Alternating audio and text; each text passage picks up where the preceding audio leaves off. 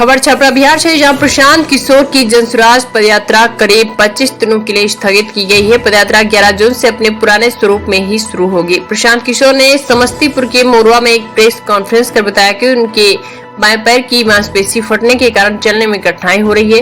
Doctors का कहना है कि लगातार खराब सड़कों पर प्रतिदिन 20 से 25 किलोमीटर चलने के कारण ये परेशानी हुई है। उनका सुझाव है कि 15 से 20 दिनों पैरों को आराम दिया जाए, इसलिए यात्रा को स्थगित करना पड़ रहा है। यात्रा फिर से इसी स्वरूप में 11 जून को मोरवा के इसी मैदान से शुरू होगी और जैसे चल रही थी वैसे चलती रहेगी।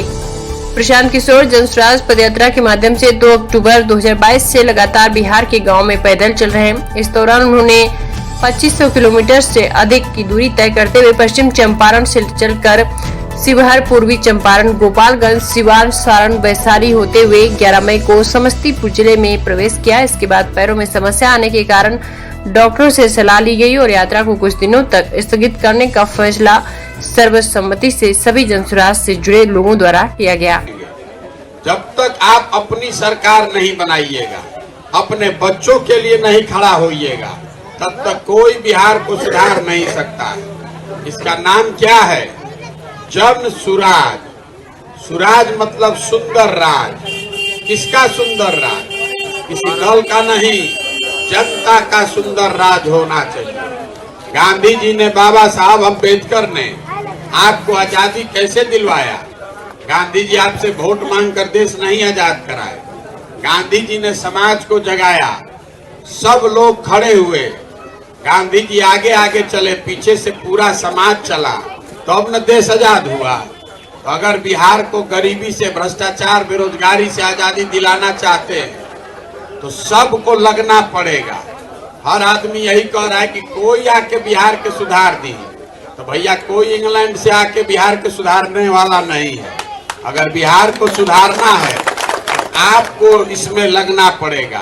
पदयात्रा के मकसद को पूरा करने के लिए इसकी शुद्धता और ईमानदारी, इसको पूरी तरीके से सुनिश्चित किया जाए। इसी वजह से गाड़ी का प्रयोग अभी तक नहीं करते हैं या बीच में कहीं ब्रेक नहीं लेते हैं। आज पहली बार इस पदयात्रा को ब्रेक के लिए में लिया जा रहा है, तो ये मेरी जिम्मेवारी बनती है कि मैं पत्रकार बंधुओं को ये बताऊं कि ये ब्रेक क्यों लिया जा रहा है। पदयात्रा शुरू होते समय मैंने घोषणा की थी कि अगर शरीर से बीमार नहीं हुए तो कोई कहीं रुकेंगे नहीं। बीमार मैं अभी भी नहीं हूं, पूरी तरीके से स्वस्थ हूं, लेकिन वैशाली में चलते हुए मुझे अपने बाएं पैर में तकलीफ हुई पहली बार। सुखी में वहां हम 5 दिन रुके हुए थे। डॉक्टरों ने अपनी ओर से जो इलाज समझा वो किया और राहत भी मिली। फिर सुखी से चलना शुरू भी किए, लेकिन फिर से वो मसल टियर बढ़ गया है। तो यहाँ जब मैं समस्तीपुर आया हूँ तो उसके बाद से 1 दिन रुके और उसको जब जांच किया गया तो डॉक्टरों का ऐसा मानना है कि वो बहुत लंबे समय तक लगातार खराब सड़कों पर, ऊपर नीचे उबड़ खाबड़ सड़कों पर चलने से मसल टियर हो गया है। मतलब हिंदी में मसल फट गया है और ये कोई बहुत गंभीर बीमारी नहीं है, बहुत ज्यादा ओवर यूज है। मतलब 20, 22, 25 किलोमीटर अगर आप डेली खराब सड़कों पर चल रहे हैं पैदल तो मसल फट सकता है। तो डॉक्टरों का अपना एक अनुमान है कि इसको दवा और इंजेक्शन से ठीक करने के साथ साथ ये जरूरी है कि 10-15 दिन का इसको आराम दिया जाए।